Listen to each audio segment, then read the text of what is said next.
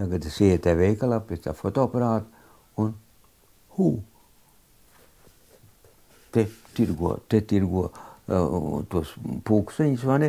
Un pretējā pusē tam gaitņam tur vīri, kādi 3 vīri, un cilētās bliclampas. Un es zinu, ko to bliclampu darīt.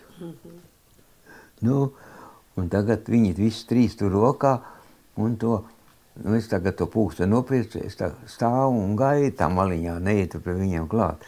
Nu, un tagad vienā brīdī tur parādās brīvi, es pieeju to, un tūdaļ paņem to bliclampu, un tie muts vaļā, un kā, ne tūmā nebija, un uzreiz paņēmu. Un tā es uz saldu atvedu pirmo bliclampu.